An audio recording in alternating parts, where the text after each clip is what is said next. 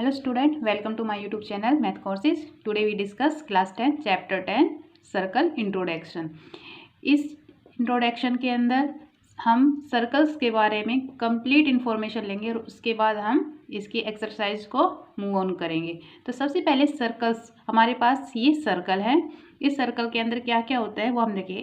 इसका main centre point, centre से अगर कोई भी लाइन सर्कल के आउटसाइड बेस पर जाती है तो उसको हम क्या बोलते हैं, इसको रेडियस बोलते हैं। इसको क्या बोलते हैं, रेडियस। क्लियर।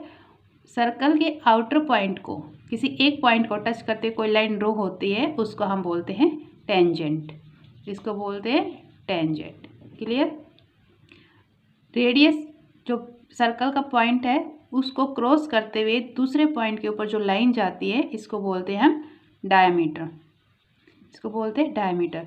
डायमीटर हमेशा रेडियस का डबल होता है, क्योंकि यहाँ से और यहाँ तक ये भी हमारे सर्कल के किसी भी पॉइंट पर सेंटर से जो भी लाइन ड्रॉ की जाती है वो रेडियस होती है। ये पॉइंट से यहाँ तक ये भी रेडियस है, ये भी रेडियस, सब हमारा रेडियस है। और रेडियस और सर्कल के दोनों कॉर्नर पर जो लाइन सेंटर से पास होती है उसको बोलते हैं डायमीटर।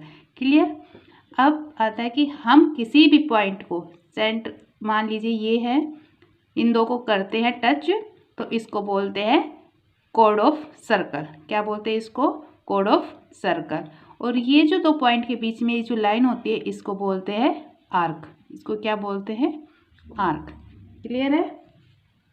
अब हमारे पास यहाँ पर 3 फिगर है। इसके अंदर जो लाइन है वो सर्कल के अलग अलग पार्ट से पास हो रही है। तो फर्स्ट के अंदर जो सर्कल है और जो हमारी लाइन है ये सर्कल के बिल्कुल आउटसाइड है, सर्कल को टच नहीं कर रही है, तो इसको हम क्या बोलते हैं, नॉन इंटरसेक्टिंग।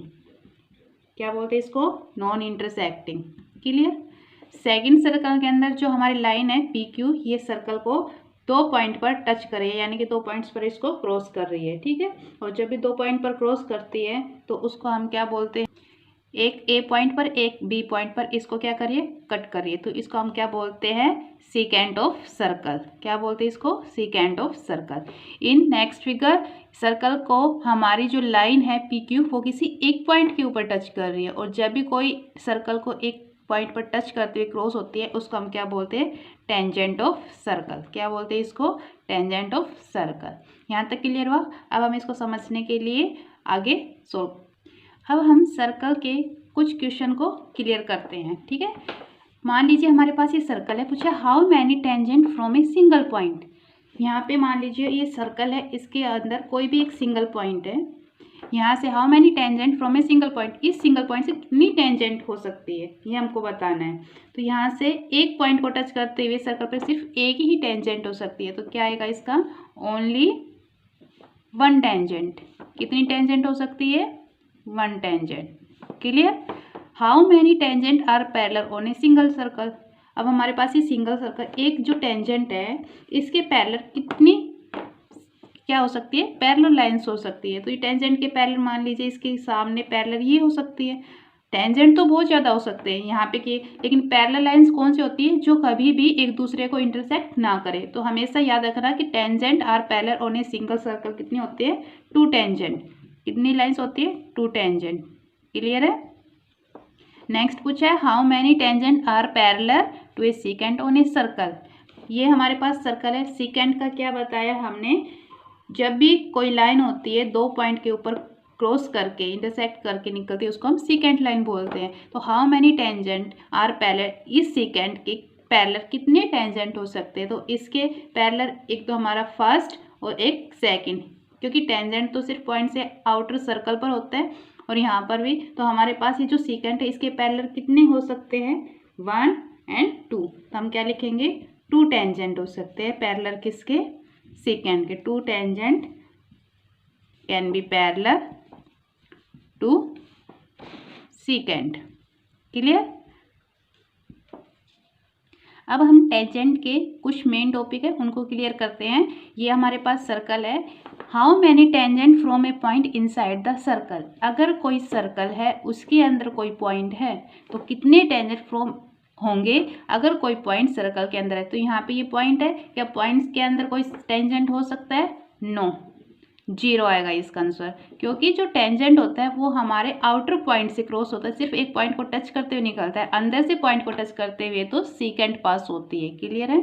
नेक्स्ट पॉइंट है how many tangent from A point outside on the circle.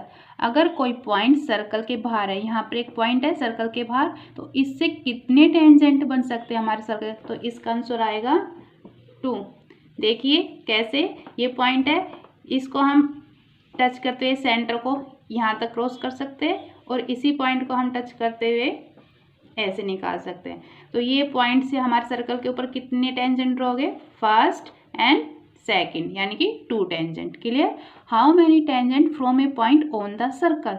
अगर कोई पॉइंट सर्कल के ऊपर है, तो ये हमारा सर्कल है, इसके ऊपर ये पॉइंट है जिसको मैंने रेड डॉट से शो किया है, तो इसको पास करते हुए कितने टेंजेंट हो सकते हैं, तो एक पॉइंट से सिर्फ एक ही टेंजेंट पास होता है, तो ये हमारा पॉइंट है, इससे सिर्फ एक ही टेंजेंट पास होते हैं, तो इसका क्या आएगा answer, only 1 tangent. Okay, 1 tangent.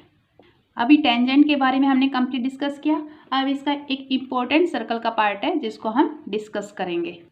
हमारे पास जब भी कोई सर्कल हो और उससे एक टेंजेंट पास होता है ए बी, ठीक है, और उस टेंजेंट के ऊपर ये हमारा पॉइंट है सेंटर ओ, यहाँ से हम कोई भी सर्कल के ऊपर लाइन ड्रॉ करते हैं, वो क्या होती है, रेडियस ऑफ सर्कल होती है। तो जब भी कोई रेडियस ऑफ सर्कल टेंजेंट के ऊपर ड्रॉ होती है तो वो हमेशा कितने डिग्री का एंगल बनाती है, 90 डिग्री का। क्लियर है, और परपेंडिकुलर होती है। याद रखना, रेडियाई ऑफ सर्कल, ये हमारा सर्कल है, ये इसकी रेडियस है, ऑलवेज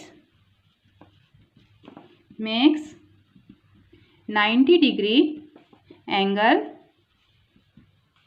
विद टेंजेंट। ये टेंजेंट के साथ हमेशा कितना बनाती है, 90 डिग्री का एंगल। क्लियर है। तो जो हमारे पास ये एंगल ओ एम ए, ये भी 90 डिग्री, और एंगल ओ एम पी, ये भी 90 डिग्री। ये एंगल और ये एंगल दोनों 90 डिग्री और ये परपेंडिकुलर होता है। क्लियर है। सर्कल के इस पॉइंट को ध्यान से समझना। हमारे पास सर्कल है और यहाँ सर्कल के बाहर कोई पॉइंट है P, और इस P पॉइंट से हमारे पास सर्कल के ऊपर 2 टेंजेंट ड्रॉ हो रहे हैं, AP एंड BP। ठीक है। तो हमें पता है कि जब भी सर्कल के ऊपर कोई भी टेंजेंट पास होता है तो दोनों इक्वल होते हैं। तो हमारे पास AB और ये BP दोनों इक्वल है। तो फर्स्ट कंडीशन क्या हुई, tangent PA equal to PB। जब भी सर्कल पर किसी पॉइंट से टेंजेंट ड्रॉ होते हैं तो हमारे इक्वल होते हैं। सेकंड कंडीशन देखिए, इसके अंदर मान लीजिए एंगल है X और Y, तो इसके अंदर हमारा जो एंगल X और, अगर ये दोनों लाइन इक्वल है तो इनके एंगल्स भी इक्वल होंगे। तो angle X equal to angle Y। ठीक है। थर्ड पॉइंट, ये हमारे पास सेंटर है सर्कल का, और सर्कल के सेंटर से जब भी सर्कल पर रेडियस टेंजेंट के ऊपर ड्रॉ होती है, ये हमारा टेंजेंट है, हमने पीछे डिस्कस किया है। तो जब भी टेंजेंट से हमारे पास लाइन ड्रॉ होती है तो ये एंगल क्या होता है, 90 डिग्री। ठीक है। और OA और OB जितनी भी रेडियस सर्कल पर ड्रॉ होती है वो सब इक्वल होती है। तो हमारे पास क्या आ जाएगा, OB इक्वल टू OA। ठीक है। और ये कितने डिग्री का एंगल बनाती है, 90 डिग्री का। क्लियर। अब एंगल इसको मान लेते हैं MN।